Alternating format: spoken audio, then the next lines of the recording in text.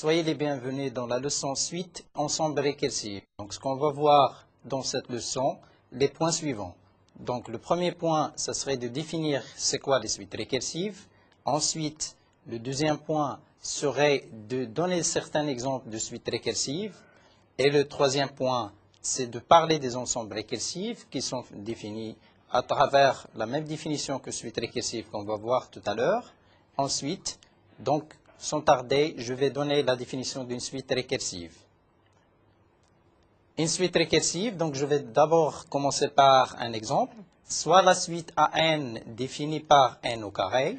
Une alternative à cette définition de suite AN en fonction uniquement de n est de donner une alternative à cette définition et de donner le premier terme de la suite. On commence par donner le premier terme de la suite. Et ensuite, on génère une règle qui permet de construire les nouveaux termes de la suite à partir des anciens. J'explique. Je démarre avec un A0 comme premier terme. Je calcule A1 comme étant quelque chose qui est en fonction de A0. A2, ça serait une fonction entre A0 et A1. A3, ça serait une fonction entre A0, A1 et A2, et ainsi de suite. Et en fonction de n, bien sûr. OK?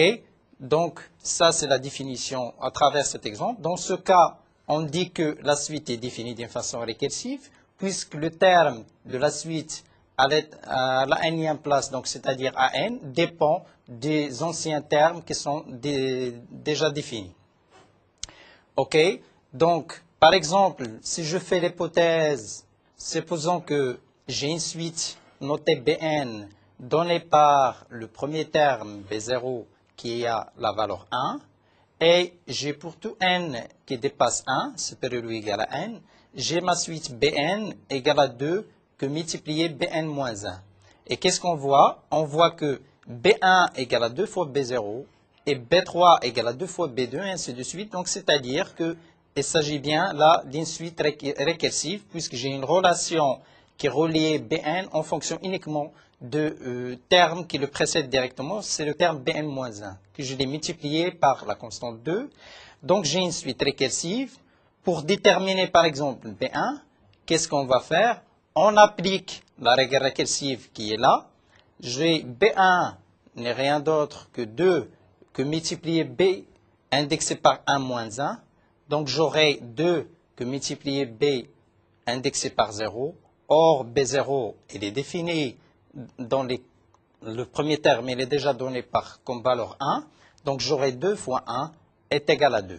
Donc, on vient de déterminer B1 grâce à la relation de récurrence qui est là, à travers le premier terme qui est déjà défini comme étant il a une valeur 1. OK? Donc, on applique de la même façon, de proche en proche, la règle des récursives. Par exemple, pour la valeur B3, B3 est égal à 2 fois B indexé par 3 moins 1. B3 moins 1 n'est rien d'autre que B2. Or, B2, on vient de le calculer, est égal à 2. Donc, j'aurai 2 fois 2 est égal à 4. Donc, qu'est-ce qu'on peut dire? On peut dire qu'une suite récursive, elle est définie par le premier terme qu'on connaît à l'avance et on donne une règle récursive qui permet de calculer le nème terme à partir de ceux qui sont déjà calculés avant. Donc, de proche en proche, qu'est-ce que je peux dire? Je peux calculer tous mes termes de la suite grâce à la règle de récursivité et grâce au premier terme B0 égale 1. On continue de la même manière. Les prochains termes de la suite, on obtient que le premier terme B0 égale à 1, B1 égale à 2, B3 égale à 4, B4 égale à 8, puisqu'il s'agit 2 fois B3, donc B3 égale à 4, donc on aura 2 fois 4 égale à 8. Ensuite, le terme 16, c'est 2 fois le terme qui le précède qui est 8, donc j'aurai 16 égale à 2 fois 8, 38, ainsi de suite. Et la ième place, BI n'est rien d'autre que 2 fois BI-1, et j'ai déjà calculé BI-1, donc je pourrai calculer également BI. Donc, dans ce cas, il est très facile, et on voit très bien qu'il est très facile de démontrer que le nème terme de la suite s'écrit sous la forme suivante, Bn égale à 2 à la puissance n. Et grâce à quoi on peut montrer que Bn égale à 2n, 2 à la puissance n? Tout simplement, on va utiliser l'hypothèse, en fait, le principe d'induction mathématique sous sa forme simple, en vérifiant d'abord l'hypothèse le cas de base qui est B0 égale à 1, et je fais l'hypothèse que quel que soit n, j'ai le terme Bn égale à 2 fois Bn moins 1. Je suppose que ça c'est vrai, et je dois démontrer que Bn plus 1 égale à 2 fois Bn. Et qu'est-ce qu'on fait? On va prendre Bn plus 1 comme par définition égale à 2 fois Bn moins 1, 2 fois Bn, et je remplace le fait que Bn, j'ai fait l'hypothèse que Bn n'est rien d'autre que 2 à la puissance n.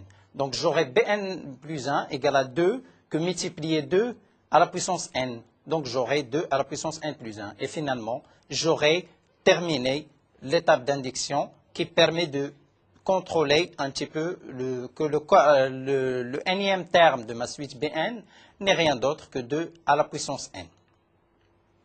OK?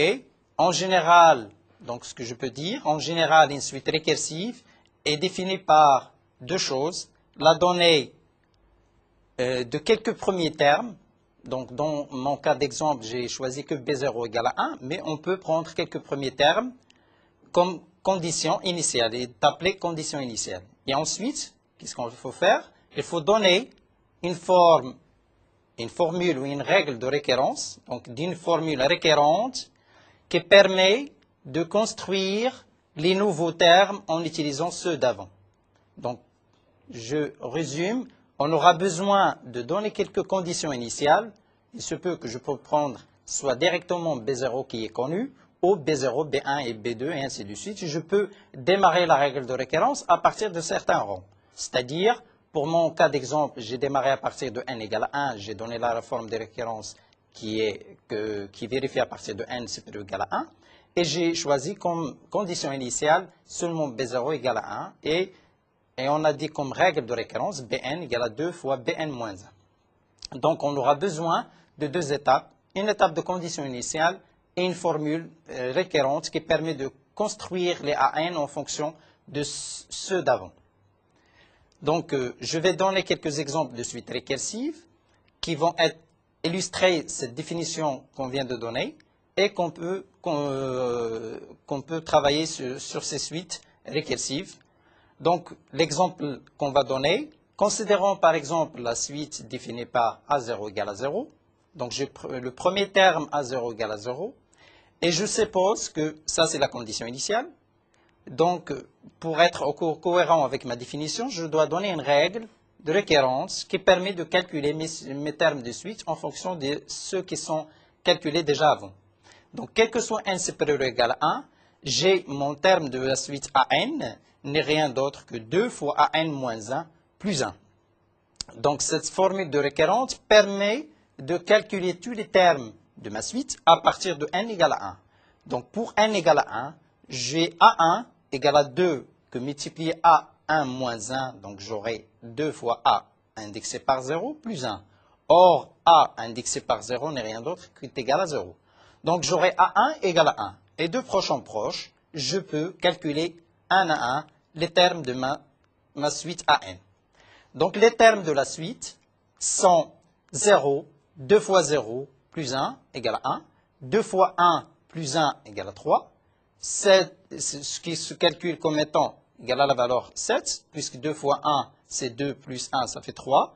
Et ensuite, la valeur 7, donc comme je vais obtenir de proche en proche, en faisant l'hypothèse que AN égale à 2 fois AN moins 1 plus 1. Donc 2 fois 7 plus 1 égale à 2 fois 7, c'est 14 plus 1 égale à 15. Et ainsi de suite, je peux calculer mes termes de ma suite AN. Il est facile de démontrer que le nème terme de la suite peut être obtenu par la formule AN égale à 2 à la puissance n moins 1. Donc pourquoi je dis qu'elle est facile? Puisque maintenant on a des outils qui permettent de montrer que AN n'est rien d'autre que 2 à la puissance n moins 1 en utilisant quoi? En utilisant l'hypothèse, en fait le principe d'induction mathématique. Donc je vais vérifier que A0 est bien égal à 0.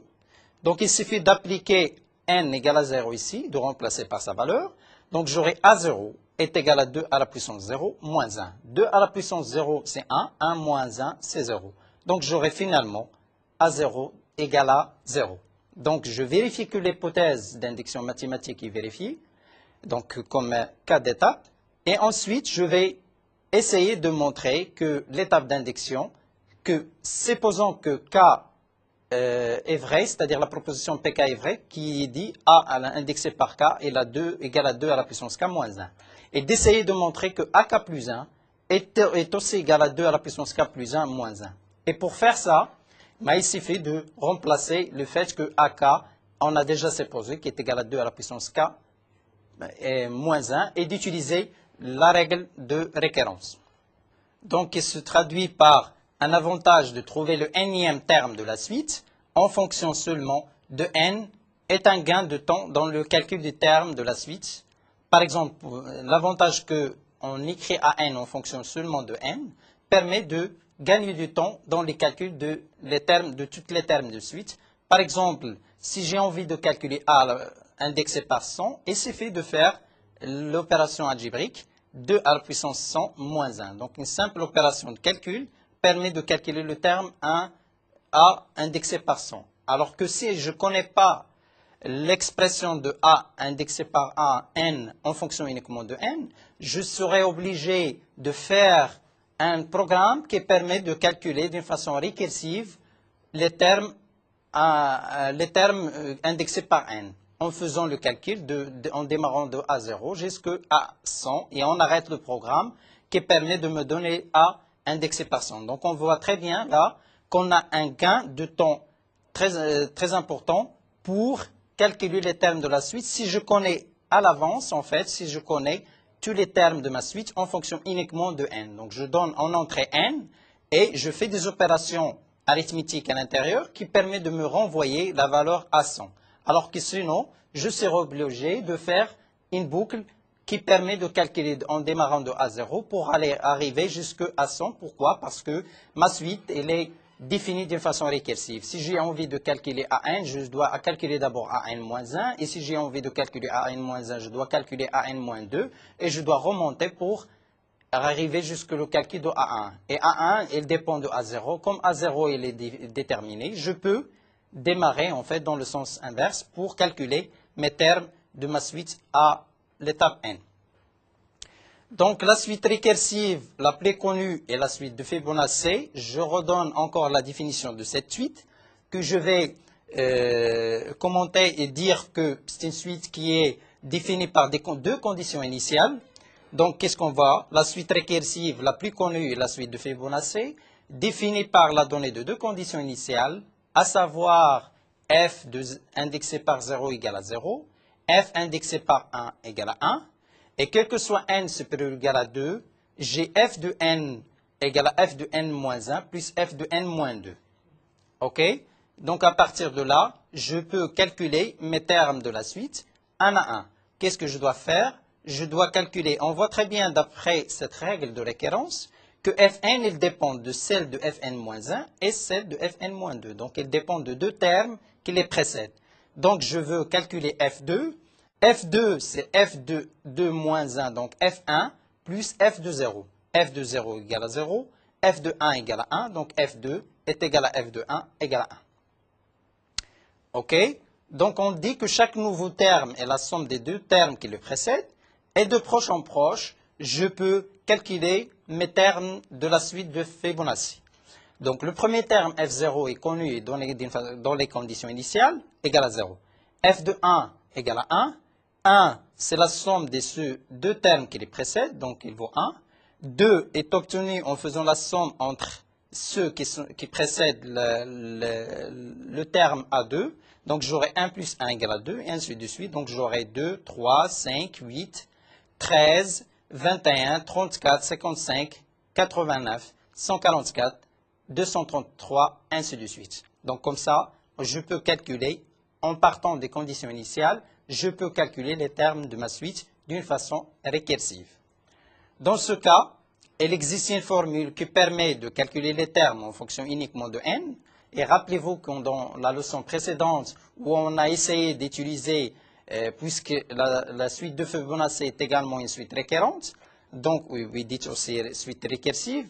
On a utilisé comme outil pour démontrer que Fn s'écrit sous cette forme, on a utilisé quoi? On a utilisé les séries génératrices pour démontrer que Fn s'écrit sous cette forme.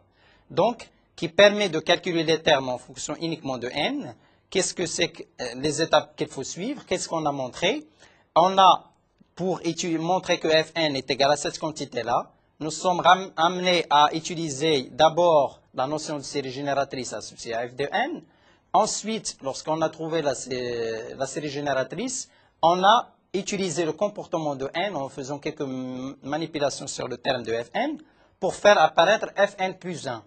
Et on remplace Fn plus 1 par sa valeur qui est Fn moins 1 plus Fn. Et ensuite, nous sommes amenés à écrire cette série génératrice sous forme d'une fonction rationnelle. Et cette fonction rationnelle qu'on a décomposée en éléments simples. Et pour chaque élément simple, rappelez-vous qu'on a cherché sa série de puissances. Et lorsqu'on trouve ces séries de puissances, on utilise les séries de puissances associées chacune à un élément simple. Et on utilise tout ça pour trouver la série de puissances associée à la série génératrice de Fn. OK? Et ensuite, en identifiant à terme, puisque les séries formelles, ces deux séries formelles coïncident, c'est les termes de la série formelle coïncident. Et à partir de là, on a dégagé que Fn n'est rien d'autre que cette formule qui est écrite ici pour la suite de Fibonacci. OK? Donc, un autre exemple où on a la définition, ma suite est aussi une suite récursive, c'est pour un n entier positif. Donc, je démarre avec un entier positif quelconque. Le symbole n factoriel, donc on peut le lire comme étant lu n factoriel, est défini comme étant le produit des entiers qui sont comprises entre 1 et n. Donc, n factoriel égale à le produit de i allant de 1 à n fois i. Donc, ça veut dire que je vais, tous les entiers qui sont compris entre 1 et n, je peux les multiplier 1 à 1 pour trouver le n factoriel. Il y a une convention autour de cette notation n factoriel, c'est pour n égale à 0. 0 factoriel est par convention égal à 1. Donc, 0 factoriel égale à 1. n factoriel, j'aurai le produit entre i allant de 1 à 1. Donc, c'est le même entier. Donc, n factoriel pour n égale à 1. 1 factoriel n'est rien d'autre que 1. Que je vais présenter ici. Donc, j'aurai, par exemple, si j'ai envie de calculer le 5 factoriel, qu'est-ce qu'on a dit? C'est le produit de tous les entiers qui précèdent 5. C'est-à-dire 1 fois 2 fois 3 fois 4 fois 5. Donc, j'aurai à faire une opération de multiplication. Combien d'opérations? 1, 2, 3, 4. 4 opérations de multiplication pour calculer le 5 factoriel. Donc, j'aurai 120. Donc, là aussi, si j'ai envie de faire un petit programme qui permet de calculer ça, il suffit de faire une boucle, de dire for i allant de 1 à 5. Qu'est-ce que je fais? Je prends une variable auxiliaire s que je vais initialiser à 1 et je dis que s, c'est l'ancienne valeur, son ancienne valeur augmentée, multipliée par 1. Donc, j'aurai s égale à s fois i. Et ça, c'est dans une boucle. Et à la fin de la sortie de la boucle, j'aurai 5 factoriel égale à 120. Donc, la formule de récursive de la suite n factoriel est définie par 0 factoriel. Donc, on a dit une condition initiale qu'on doit donner à une suite récursive. Donc, par convention, je viens de dire que 0 factoriel n'est rien d'autre que 1. Et je vais dire que quel que soit n qui est supérieur ou égal à 1, n factoriel se calcule à partir du terme d'avant. Donc, c'est-à-dire que n factoriel égale à n que multiplier n moins 1 factoriel. Donc, si je connais n moins 1 factoriel, je suis capable de recalculer n factoriel en faisant la multiplication par n de ce que je viens de trouver en calculant n moins 1 factoriel. Donc, si j'ai envie de calculer 6 factoriel, au lieu de faire le produit 1 fois 2 fois 3 fois 4 fois 5 fois 6, je vais profiter du calcul que j'ai déjà fait sur 5 factoriel et je vais appliquer la règle de récurrence en disant que 6 factoriel n'est rien d'autre que 6 fois 5 factoriel. Donc, j'aurai 6 fois 120. OK? Et j'aurai 6 factoriel n'est rien d'autre que 6 fois 120 et j'aurai le calcul de c factoriel. OK? Donc, qu'est-ce qu'on peut dire? que 1 factoriel n'est rien d'autre que 1 que multiplier 1 moins 1 factoriel. Or, on a dit que 0 factoriel n'est rien d'autre que 1. Donc, j'aurai 1 fois 1 est égal à 1. Donc, finalement, le 1 factoriel, c'est la valeur 1. Et pour 2 factoriels, je vais utiliser encore de nouveau la règle de récursivité qui me dit que c'est la valeur 2 que multiplier 2 moins 1 qui est 1 factoriel. 1 factoriel est déjà été calculé avant qui vaut 1. Donc, j'aurai 2 fois 1 égale à 2. Et ensuite, de la même façon et le même processus sera répété pour le calcul de n factoriel. Pour n égale à 3, 3 factoriel n'est rien d'autre que 3 que multiplier 2 factoriel. 2 factoriel, ou le factoriel de 2, c'est 2. Donc, j'aurai 3 fois 2 égale à 6. Et ensuite, par exemple, pour 4 factoriel, on a dit qu'on va utiliser la règle de récursivité qui me dit que 4 factoriel, c'est 4 fois 3 factoriel. Donc, le factoriel de 3, c'est déjà calculé, égal à 6. Donc, j'aurai 3 fois 6 est égal à 18. Donc, on voit très bien que de proche en proche, on peut calculer les termes de ma suite qui est définie par, pour chaque n, c'est n factoriel. Donc, le terme d'une suite arithmétique, par exemple, c'est un autre exemple où je pourrais donner, en fait, une suite arithmétique comme étant une suite récursive. Pour démontrer ça, donc le terme d'une suite arithmétique, je rappelle qu'il est donné par un terme initial A et de différence commune D peut être défini d'une façon récursive aussi, par ce que je vais voir ici. Donc, je rappelle qu'une suite arithmétique est une suite qui est définie par un terme initial I0 et U1 n'est rien d'autre que I0 plus D, où D, c'est la raison de ma suite arithmétique. C'est ce que j'ai symbolisé ici par une différence commune que j'ai notée par D. Donc, j'aurai les conditions initiales A0 égale à A. Donc, c'est le premier, puisqu'on a dit que le terme initial est égal à A. Donc, mon A0 égale à A. Et quelle est la règle de récursivité? On va la définir ici. Donc, quelle est la règle de récursivité? Quel que soit n supérieur ou égal à 1, an est égal à an moins 1 augmenté de d. Donc, ça veut dire que cette règle de récurrence ne s'applique pas pour n égale à 0, puisque A0, on a déjà dit qu'il est égal à A. Donc, A1 sera égal à A indexé par 1 moins 1, donc j'aurai A0 plus D. Donc, A1 égale à A0 plus D. A2 est égal à A1 plus D, ainsi de suite. Donc, on voit très bien, si j'ai envie de faire la différence entre deux éléments AN et AP, donc j'aurai que AN est égal à AP plus N moins P que multiplier D. Donc, ça, c'est aussi une façon de montrer que c'est une suite arithmétique. Si je prends deux termes, AN et AP, donc AN est égal à AP plus N moins P que multiplier la valeur D, qui est une valeur commune, donc à cette suite, que les termes de la suite arithmétique. Donc, exercice, qu'est-ce qu'on va essayer de montrer? Calculer les 5 premiers termes de la suite récursive définie par A0 égale à 2. Ça, c'est la condition initiale. Et ensuite, en termes de règle de récursivité, quel que soit n supérieur ou égal à 1, j'aurai à définir AN comme étant AN moins 1 au carré moins 1. Et on voit très bien que c'est une suite récursive puisque le terme AN dépend directement de AN moins 1. Donc, j'aurai, si j'ai envie de calculer mes 5 premiers termes de ma suite, j'aurai A0 égale à 2, donc je peux calculer A1, puisque A1 est en fonction uniquement de A0. Donc, A1 égale à A indexé par 0 au carré moins 1. Or, A0 égale à 2, donc j'aurai A1 égale à 2 à la puissance 2 moins 1. Donc, j'aurai 4 moins 1, donc j'aurai A1 égale à 3. Et donc, de proche en proche, je peux calculer mes termes de la suite qui est donnée dans cet premier exercice. Ensuite, on vous demande de s'exercer et d'utiliser, de vérifier, de calculer les termes, les premiers termes, quelques premiers termes de ma suite qui est donnée ici. Donc, calculer les termes premiers, termes de la suite récursive définie par, comme condition initiale, A0 égale à 0. Et quel que soit n supérieur ou égal à 1, qu'est-ce que j'ai? Le terme de la récurrence le nème terme, c'est AN, est égal à 3 fois AN moins 1 plus 1. Donc, je peux appliquer A1. Donc, on voit très bien dans cette règle de récurrence, elle dépend uniquement de celle d'avant. Donc, A1 est complètement déterminée puisque je connais A0.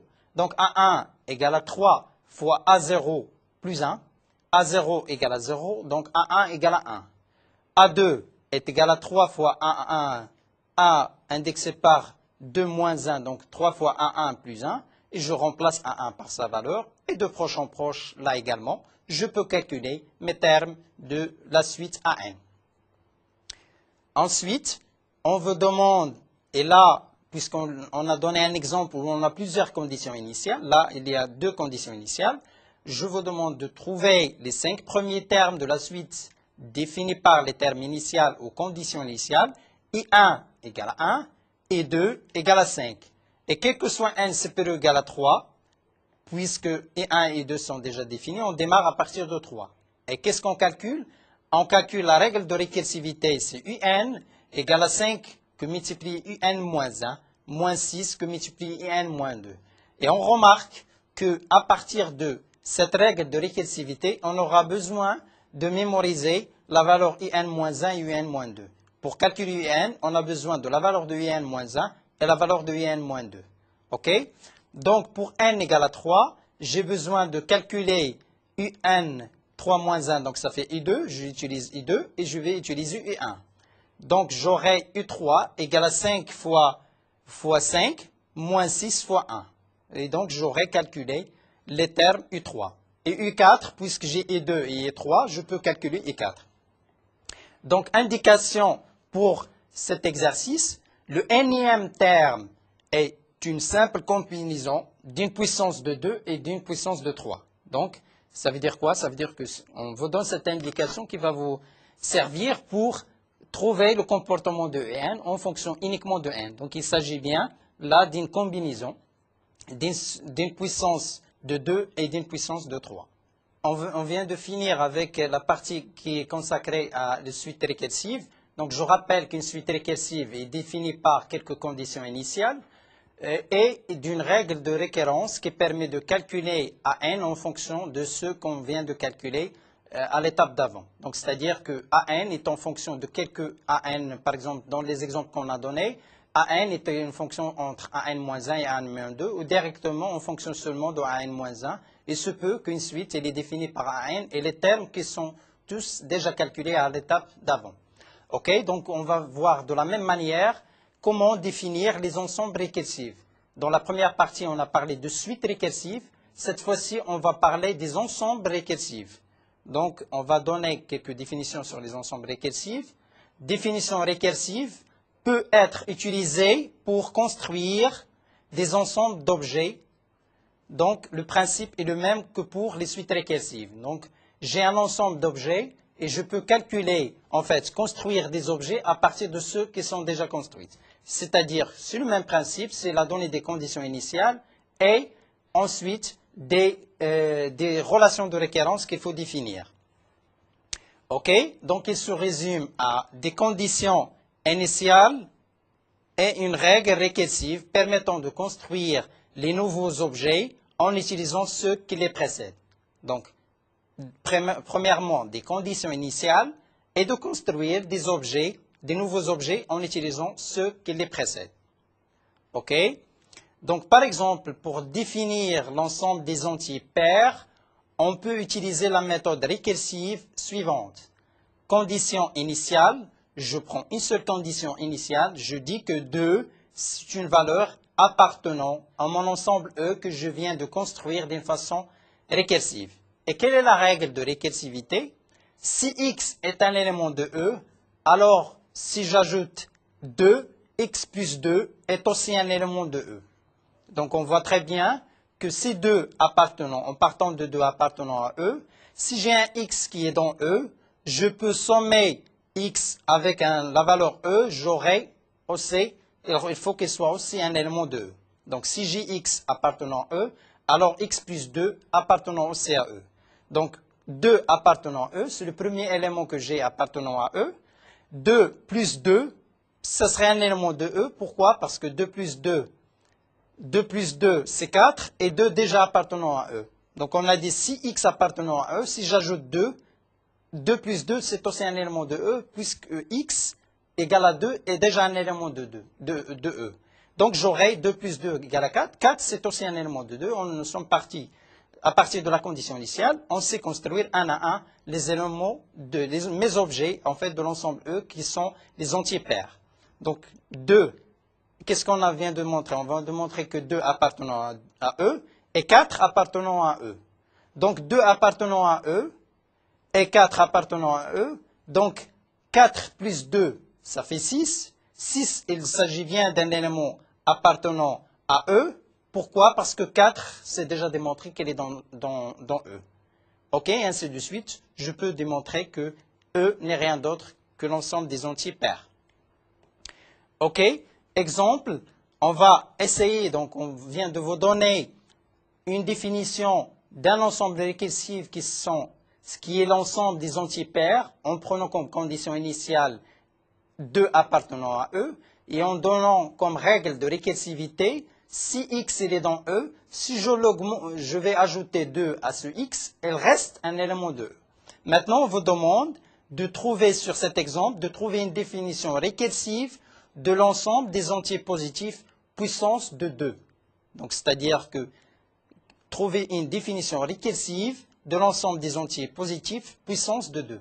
Ça veut dire quoi? Ça veut dire qu'il faut trouver des conditions initiales et de générer une règle de récursivité. OK? Donc, preuve, condition initiale, je cherche à trouver les puissances de 2. Comme condition initiale, je vais choisir 1 appartenant à mon ensemble S. Et la règle récursive, ça serait de dire si X appartenant à S, 2 fois X est aussi un élément de S. Donc, on peut montrer qu'il s'agit bien là des puissances de 2. Pourquoi? J'ai déjà 1 dans S. Donc 2 fois 1 reste aussi un élément de S. Donc 2 fois 1 égale à 2 est un élément de S. 2 est un élément de S. Donc 2 fois 2, c'est 2 à la puissance 2. C'est aussi un élément de S. On vient de montrer que 2 à la puissance 2, qui est 4, un élément de S. Je vais le multiplier encore par 2. Ça reste un élément de S. Parce qu'un élément appartenant à S, si c'est s'écrit comme produit d'un élément appartenant déjà, un produit avec 2, d'un élément déjà appartenant à S. Donc, de proche en proche, je peux montrer qu'il s'agit bien là d'une définition d'un ensemble récursif qui est construit à partir de la donnée de cette condition initiale et de cette règle de récursive. OK? Donc, appliquant d'une façon récursive la condition initiale et la définition récursive, nous obtenons les termes suivants. 1, 2 fois 1 égale à 2, 2 fois 2 égale à 4, 2 fois 4 égale à 8, 2 fois 8 égale à 16. 16, c'est un élément appartenant à S. Je vais le multiplier par 2, j'aurai 32, et ainsi de suite. Donc, j'aurai les puissances de 2 qui sont définies d'une façon claire par cette équation récursive. OK? Un autre exemple qu'on va essayer de démontrer, il s'agit là qu'on donne un petit peu, en fait, on va donner l'ensemble S qui est défini par une condition initiale 3 appartenant à S. Et qu'est-ce qu'on va dire? X plus Y est un élément de S si X est un élément de S et Y est un élément de S. Donc, en partant de deux éléments de S, leur somme, ça reste un élément de S. C'est ça ce qui est traduit ici. Je prends X plus Y est un élément de S si X est dans S, Y est dans S. Et je démarre avec comme condition initiale que 3 est un élément de S. Et qu'est-ce que je vais démontrer? Je dois démontrer que S est l'ensemble des entiers positifs divisibles par 3. Donc, qu'est-ce qu'on a dit? Tout à l'heure, c'est quoi? On a donné les ensembles qui sont pairs, un ensemble de puissance de 2, et on a cherché à trouver l'équation récursive. Là, c'est l'inverse. On donne un ensemble qui est défini d'une façon récursive et on essaye de trouver c'est quoi cet ensemble. Donc, il s'agit là de trouver que S n'est rien d'autre que l'ensemble des entiers positifs divisibles par 3. OK? Donc, on va essayer de démontrer ça. Quel est le raisonnement qu'on va utiliser pour démontrer ça? On va introduire l'ensemble A comme étant l'ensemble des entiers positifs divisibles par 3. OK? Donc, soit A, l'ensemble des entiers positifs divisibles par 3. Et pour montrer que A égale à S, il suffit de faire quoi? De démontrer qu'on a double inclusion. Que A est contenu dans S et S, il est contenu dans A. S, il est défini par la règle de récursive. La règle récursive est condition initiale, alors que A, on le connaît comme étant l'ensemble des entiers positifs divisibles par 3. Donc, on va essayer de démontrer qu'on a la double inclusion. Donc, je rappelle que dans la théorie des ensembles, A coïncide avec S, ça veut dire quoi? Que quel que soit un élément de A est aussi un élément de S. Et tout élément de S, c'est aussi un élément de A. Donc, c'est pour cela qu'il faut montrer cette inclusion. A incluse ou égal à S, et S est inclus ou égal à A. Donc, je prends un élément de A et je dois démontrer que c'est un élément de S. Et si je prends un élément de S, je dois démontrer que c'est aussi un élément de A. Donc, Donc, il va être divisé en deux parties. La première partie, partie 1, pour prouver que A est contenu dans S, on doit démontrer que chaque entier positif divisible par 3 est un élément de S. Donc, je prends un élément de A et je vais démontrer qu'il s'agit bien d'un élément de S. OK? Donc, il suffit d'utiliser alors le principe d'induction mathématique. Donc là, vous voyez très bien que l'outil d'induction mathématique est largement utilisé. Là encore, pour les ensembles récursifs, on aura besoin d'utiliser ce principe pour montrer que tout élément de A est un élément de S. Quelle est la proposition qu'on va mettre? La proposition N, c'est P de N, qui était de dire que 3N est un élément de S. Hypothèse de base. L'hypothèse de base, je dois vérifier que P1 est vrai. C'est-à-dire, pour n égale à 1, 3 fois 1, c'est 3, et 3 appartenant à S, rappelez-vous que c'est la condition initiale de mon ensemble récursif. Donc, 3 fois 1 est égal à 3, et 3 appartient à S, donc P1 est une proposition qui est vraie. Donc, ce que j'ai résumé ici comme étant P1 est vrai parce que 3 appartenant à S. OK? Étape d'induction, montrons que si Pn est vrai, alors Pn plus 1 est aussi vrai. Donc, ça veut dire quoi? Ça veut dire que je fais Pn, je suppose que Pn est vrai, et je dois montrer que Pn plus 1 est aussi vrai. 3 fois 1, la proposition Pn plus 1, la proposition Pn plus 1, ça veut dire quoi? C'est traduit par 3 que multiplier n plus 1. Donc, c'est égal à 3n plus 3. Et 3n, et par définition, c'est un élément de S, vu que Pn est vrai. Plus 3, 3 c'est un élément de S. Et qu'est-ce qu'on a dit? X plus Y est un élément de S. Si X est un élément de S, Y est un élément de S. 3 est un élément de S par la condition initiale. Et 3n est un élément de S puisque Pn est vrai. Donc, on a bien la conclusion A est incluse dans S. La partie 2, qui consiste à montrer que S est contenu dans A, c'est-à-dire chaque élément de S doit être divisible par 3. Hypothèse de base. L'élément initial de S appartenant à A parce que 3 est divisible par 3. Donc, on vient de montrer que le premier élément de mon ensemble récursif, qui est 3, 3 est divisible par 3, donc 3 est divisible par 3, donc c'est un élément de A. On a bien le premier élément de S, c'est un élément de A. Ensuite, l'étape d'induction, on va essayer de montrer que X plus Y, si je prends deux éléments X et Y dans S, il faut que je demande montrer que leur somme elle est aussi un élément de A. Donc, si X et Y sont des éléments de A, alors X elle est dans A, donc ça veut dire que X est divisible par 3. Et Y elle est dans A, donc ça veut dire que Y est divisible par 3.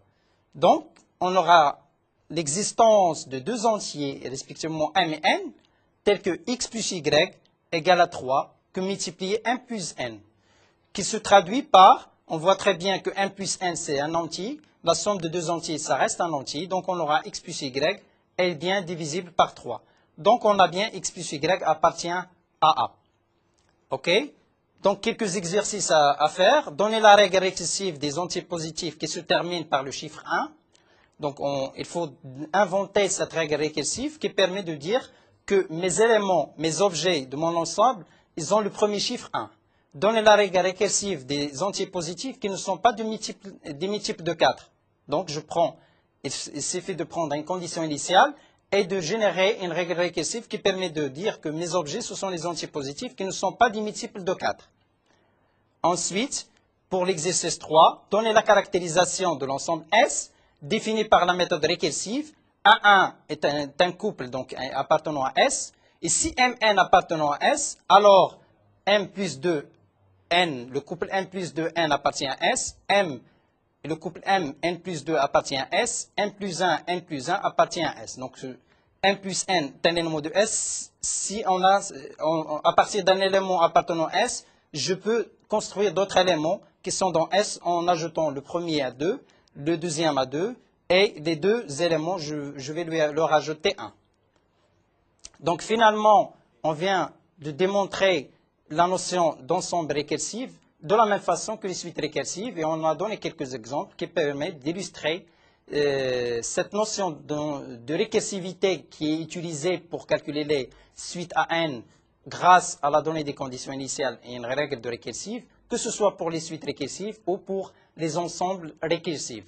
Donc, si vous avez besoin des compléments de cours, n'hésitez pas de consulter le site web Net2Nu et en cliquant sur le MedNetU pour télécharger les exercices. Et merci.